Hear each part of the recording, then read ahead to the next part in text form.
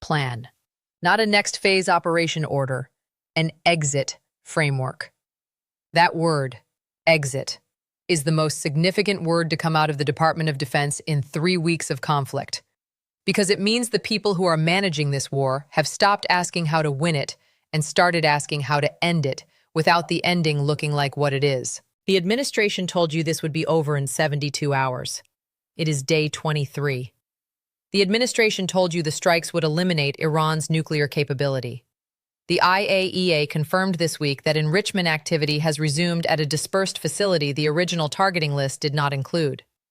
The administration told you the proxy network would collapse when the center was struck. The proxy network struck 5 countries in 24 hours and has sustained a logistics degradation campaign against American forces in Iraq for 3 consecutive weeks. Plan met reality. And in the gap between the plan that was announced and the reality that arrived, the Pentagon is not writing a victory document. It is writing an exit framework. Those are not the same thing. Not even close. In the next few minutes, I am going to show you what an exit from this conflict actually requires, and why every option on the table costs something the administration has publicly said it will never pay. I am going to walk you through the 3 diplomatic channels that are now confirmed to be active, sourced from Reuters, the Financial Times, and Israel's Haaretz, because the diplomatic back-channel activity happening right now is the real story, and it is running in direct contradiction to every public statement this administration has made about negotiating from strength. And I am going to tell you why the world you are watching today is measurably more complicated than the one the administration described 23 days ago. Because the exit from a war you promised would be quick is never quick, and it is never clean, and it always costs more than the entrance. Imagine you walk into a casino. You sit down at a table. You announce to everyone in the room that you will be leaving in 1 hour with the house's money. 1 hour becomes 2. 2 becomes a night. The night becomes a week. Now you are not playing to win anymore. You are playing to recover enough to walk out without the room seeing the number on the table in front of you. The problem is, the room already knows the number. The house knows the number. The cameras recorded the number. The only person performing ignorance of the number is you. Hold that thought, because that is the precise diplomatic position the administration now occupies, and the exit framework being drafted in the Pentagon is the document that tries to make the number on the table disappear before anyone takes a photograph. Drop your answer in the comments right now. Is there an exit from this conflict that does not require the administration to concede something it publicly promised it would never concede? Or is there a play here that experienced observers are missing? I want your read on this before we go any further. Let us rewind the clock, because the promise of a quick war did not begin with the strikes. It began with the framing, the deliberate, sustained, public framing that preceded the operation by months and created the political conditions that made walking away before a decisive outcome impossible. The administration had been describing Iran's nuclear program as an existential emergency requiring immediate resolution since the transition briefings became public. The language used in every press appearance, every background briefing, every official statement was the language of imminent threat and decisive action, not the language of managed deterrence, not the language of sustained pressure, the language of a problem that would be solved, fully and finally, in a defined window of time.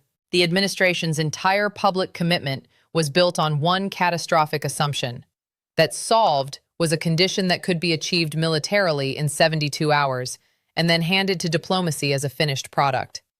Every military strategist who reviewed that assumption described the same problem. You cannot hand diplomacy a finished product when the product is a distributed nuclear program operated by a government that has been managing American military pressure for 40 years. You can damage it. You can set it back. You can complicate it. You cannot finish it in 72 hours and then pivot to a photo opportunity. The intelligence community said this in writing. The Joint Chiefs flagged it in planning sessions. The civilian defense leadership acknowledged it in classified briefings, and the public commitment was made anyway. Because the political cost of saying this will be hard and long and expensive was higher than the political cost of saying this will be fast and decisive and clean. The political cost calculation was wrong, and 23 days later, the Pentagon is writing an exit framework. Receipt number 1, the diplomatic back-channel evidence. And this requires careful sourcing because the significance of what is now confirmed is being significantly buried under the noise of daily incident reporting. According to Reuters, confirmed independently by the Financial Times and Haaretz, 3 separate diplomatic channels are currently active on the Iran nuclear question. Qatar is running the primary channel. This is documented and has been confirmed by 2 Qatari government officials who spoke on background. Oman is running a secondary channel focused specifically on the Strait of Hormuz reopening timeline. Oman has played this role before in the 2013 back channel that preceded the original JCPOA negotiations, and its reactivation is significant. And Switzerland, which maintains a protecting power relationship for American diplomatic interests in Iran, has been asked to convey a specific framework document from the American side. Stop right there. A framework document conveyed through Switzerland's protecting power channel is not an opening gambit. It is not a feeler. It is a formal diplomatic communication using the most institutionally serious back channel available when 2 governments have no direct diplomatic relations. The administration is publicly saying it negotiates from strength and will accept nothing less than total Iranian nuclear disarmament. It is simultaneously conveying a framework document through Switzerland. Those 2 positions do not coexist unless one of them is performance and the other is policy. The punchline: the framework document, according to 2 sources familiar with its contents, does not require total Iranian nuclear disarmament. It requires a return to JCPOA-level enrichment limits, the position the administration called a catastrophic failure of the previous administration, the position it said it would never accept, in writing, through Switzerland. Receipt number 2, the military readiness dimension. And this is the one that should make your blood boil.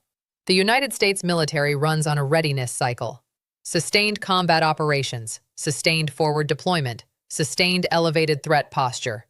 All of it draws down the readiness accounts that take years and billions of dollars to rebuild. The Government Accountability Office published a readiness assessment in January, before this conflict began, that described the American military's readiness recovery from the Afghanistan and Iraq operational cycles as incomplete and fragile. That word, fragile, is in a document published by Congress's own investigative arm 7 months before the first Iran strike was ordered. Here is the part that should make your blood boil. On day 23 of a conflict that was supposed to last 72 hours, the Navy's 5th Fleet, the fleet responsible for the entire Gulf operational theater, has now had its flagship logistics hub in Bahrain operating in degraded posture for 11 days. Marine rapid response assets pre-positioned in the region for crisis response have been drawn into the active engagement. Air Force munitions stockpiles for the specific precision-guided weapons used in the Iran strikes are now, according to 2 defense journalists with confirmed Pentagon sourcing, below the threshold that operational planners require for a sustained second campaign. The government told you the military was ready for a decisive, fast operation. Then we learned the GAO called the readiness fragile 7 months before it started. The munitions are drawn down. The 5th Fleet flagship hub is degraded. And the exit framework is being written because the military that was supposed to deliver a clean, decisive outcome in 72 hours is now in week 4 of a sustained engagement that nobody planned for. That is not fog of war. That is a planning failure with a classified price tag and a public cost that has not yet been fully announced. If this channel is showing you the architecture of this crisis in a way that you cannot assemble anywhere else, you are ahead of the moment when the full picture becomes undeniable to everyone. What is still coming in this video is the part that hits closest to home. Why the exit the Pentagon is drafting will cost the American taxpayer more than the entrance, and why that cost is heading directly for your household balance sheet. Hit subscribe right now. This is the story underneath the story, and it is moving on a timeline that will not wait. Now look at what the people responsible for this conflict are saying publicly. Because the distance between the public position and the confirmed diplomatic reality has become operationally significant. The president told a campaign-style rally crowd this week, and this is a direct quote, "We have set Iran back 50 years. 50 years. They will never recover from what we did to them."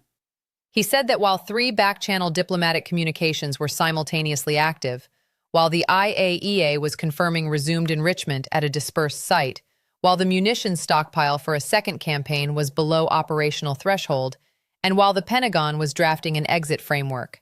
And his analysis is that Iran will never recover. while his own diplomatic apparatus is conveying a framework document through Switzerland that accepts JCPOA-level enrichment limits as the resolution standard. A senior administration communications official was asked directly whether the administration was engaged in any diplomatic back-channel activity with Iran. The answer was, the United States does not negotiate with the Iranian regime. Qatar, Oman, and Switzerland were unavailable for comment on that answer because they were busy running the 3 channels the administration does not negotiate through. These are not serious people managing a serious diplomatic exit. These are performers maintaining a public narrative, while the actual policy runs in the opposite direction through intermediaries on 3 continents. Here is the part that should keep every American taxpayer awake. Because the exit from this conflict, whichever form it takes, carries a cost structure that has not been presented to the American public in any honest accounting. The direct military cost of 23 days of sustained Gulf operations is classified. The administration has not requested a supplemental appropriation. It has not presented a cost estimate to Congress. It has not updated the defense budget projection that was submitted before the conflict began. None of that is an accident. The moment a dollar figure is attached to this operation, it becomes a debating point in every congressional district in America. So the number is being kept out of the public record for as long as politically possible. But the number exists. Defense budget analysts at the Center for Strategic and Budgetary Assessments, a nonpartisan defense think tank, estimated this week, based on historical operational cost data for comparable Gulf deployments, that the daily cost of the current operational posture is between $140 and $190 million per day. That estimate does not include the long-term costs of munitions replacement, readiness recovery, or the infrastructure repair at the Bahrain base. It does not include the veterans' care costs for the service members already wounded. It does not include the economic damage assessment from the strait closure and the energy price disruption that is still running in global markets. The exit will not end the cost. It will shift the cost from operational spending to recovery spending, from active engagement costs to readiness rebuild costs. And it will do so in a fiscal environment where the defense budget was already under pressure before day one. There is one image from this week that captures the entire strategic situation in a single frame. On one side, the president at a rally podium, arms spread, telling a crowd that Iran has been set back 50 years. The crowd roaring, the flags waving, the lighting designed for maximum visual impact. On the other side, a career Foreign Service officer in a windowless office in Doha, Qatar, reading the American framework document word by word to an Iranian intermediary, knowing that the document in his hands contradicts every word being said at the rally podium, and doing his job anyway because someone has to. One side is the performance. The other is the reality the performance was designed to obscure. Trump builds the applause line. The State Department builds the off-ramp. One side announces 50 years of setback. The other offers JCPOA-level enrichment limits as an acceptable outcome. One side is the rally. The other is the room in Doha at 11 o'clock at night. One side is noise optimized for a domestic audience. The other is the quiet, expensive, humbling work of ending something that was started without a plan for ending it. The administration claims decisive victory. The IAEA confirmed resumed enrichment. The administration claims the proxy network is broken. The network ran 5 countries in 24 hours. The administration claims it never negotiates with Iran. Switzerland is carrying a framework document. One side is the message. The other is the 3 active diplomatic channels running in direct contradiction of the message. The gambler announced he was leaving with the House's money. The exit framework is the document that explains why he is leaving with less than he arrived with and calling it a win. So what does this actually mean for you?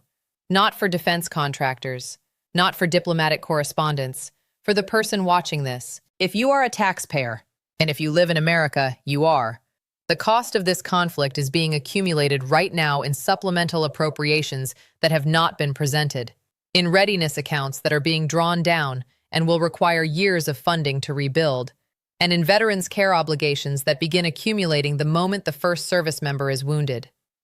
The estimated $140 to $190 million per day in operational costs is not being debated in Congress because it has not been submitted to Congress.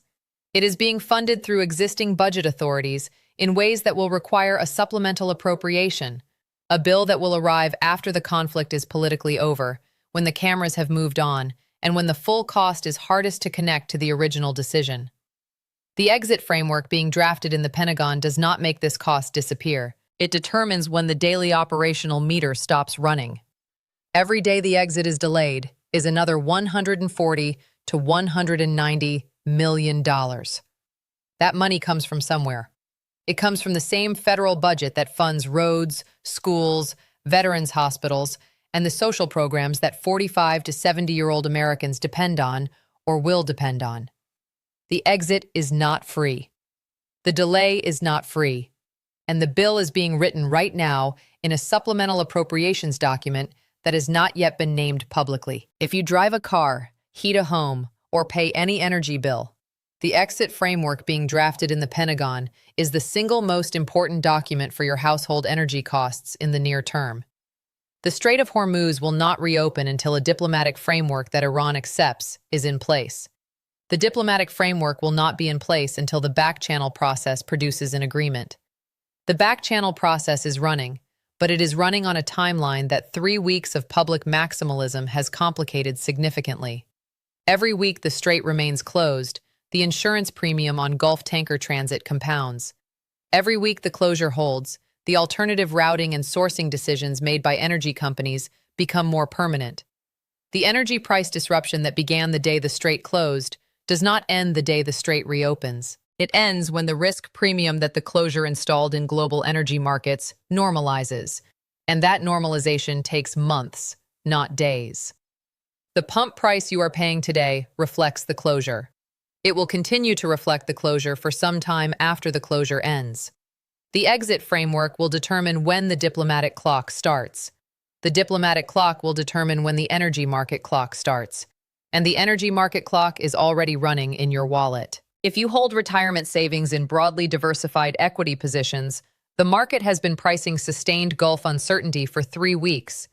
The exit framework news, if it becomes public and credible, will produce a relief rally.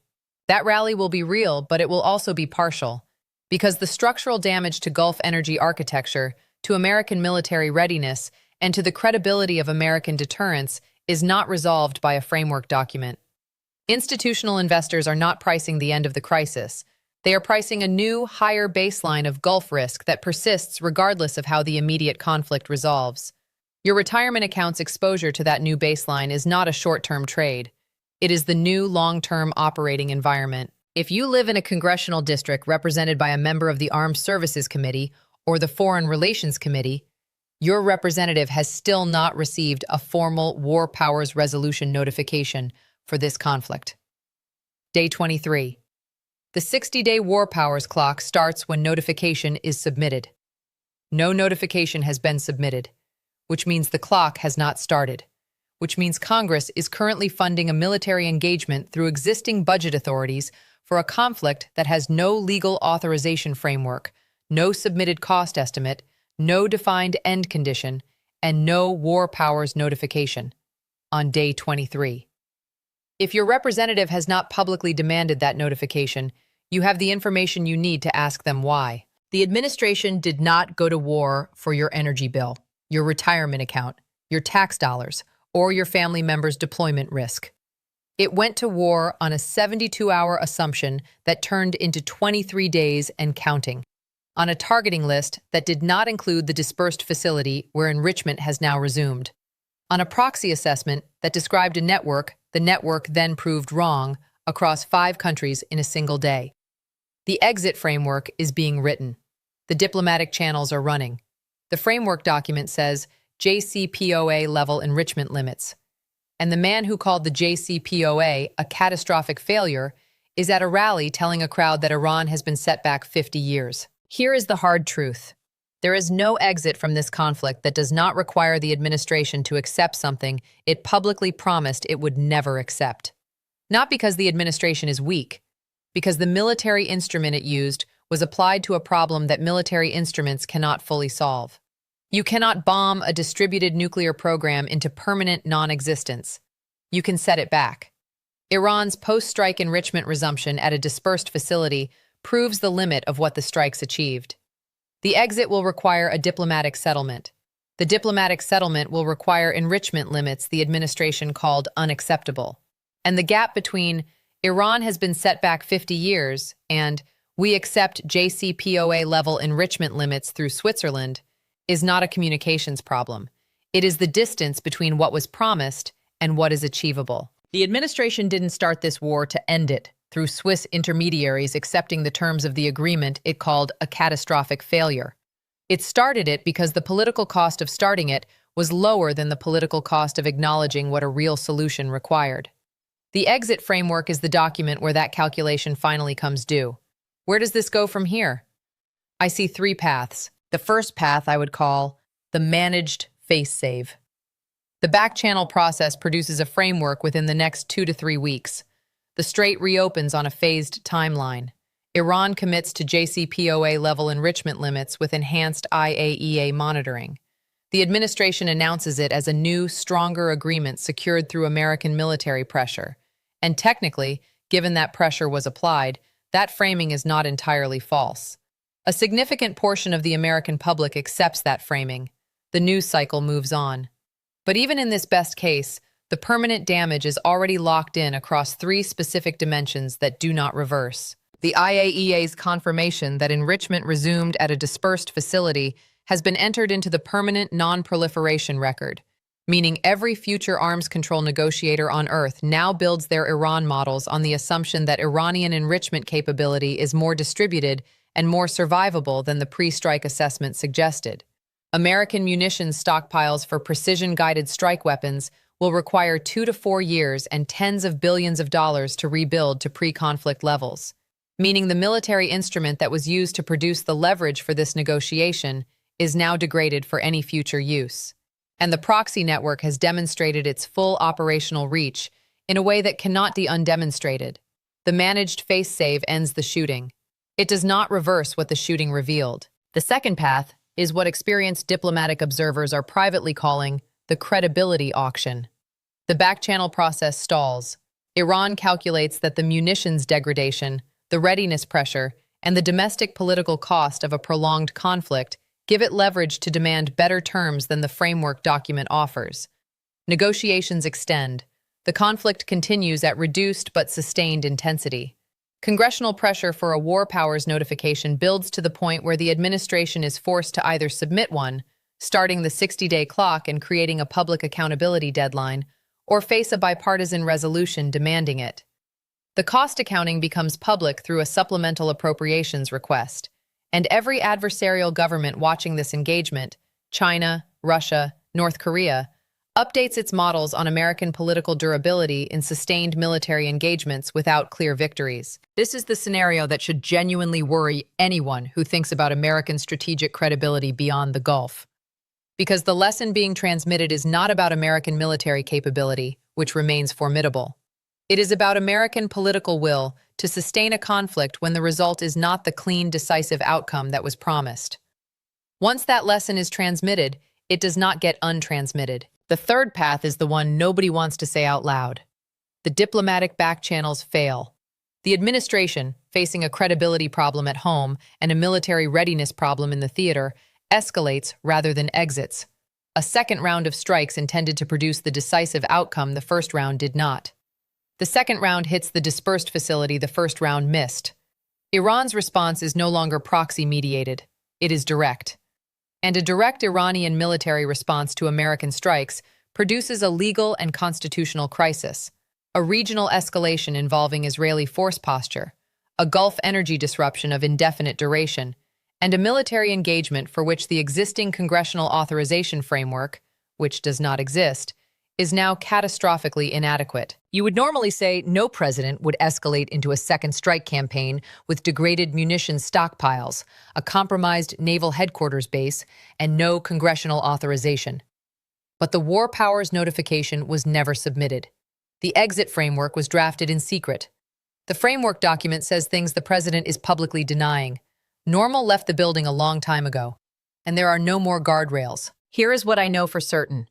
Regardless of which path plays out, regardless of what the rally crowd hears next week, the doctrine of the quick, clean, decisive military strike as a substitute for sustained diplomatic strategy has been stress-tested in public and found to produce a 23-day conflict with an undisclosed cost, a degraded military readiness posture, a resumed enrichment program, and a back-channel document that accepts the terms of the agreement it was supposed to replace.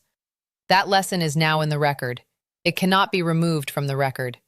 Even if the Strait reopens next week, even if the framework agreement is announced and called a historic victory, even if the news cycle moves on and the rally crowds cheer the word unacceptable one more time, the lesson is there. The exit framework is the proof, and the people who will spend the next decade rebuilding what this month cost, the readiness accounts, the diplomatic credibility, the deterrent architecture, the energy market trust, will be doing it whether or not anyone ever calls this what it was. The Pentagon is not looking at the next rally. It is looking at the munitions inventory and the readiness accounts and the exit framework that needs to be finished before the clock runs any further. Right now, the work of cleaning up what the 72-hour promise produced is happening in secure conference rooms at 3 a.m, quietly, expensively, and without cameras. Everywhere except the podium. I want to leave you with 2 questions. The first, at what point does the gap between what a government promises a war will cost and what it actually costs become something that voters are owed an honest accounting for? Before the next decision, not after. The second question, when the supplemental appropriations bill finally arrives, when the full dollar figure for 23 days of undisclosed operational spending is attached to a line item in a budget document, when the cost lands on the same federal ledger that funds the programs your household depends on, will the people who called this decisive, who repeated unacceptable as though it were a strategy, who said Iran was set back 50 years while Switzerland was carrying the framework document, will they still say it was worth it? Drop your answers in the comments. I read every single one. Subscribe, because the War Powers notification crisis is the next chapter of this story, and it is going to break faster than the editorial cycle can track. This story is not slowing down. Do not look away.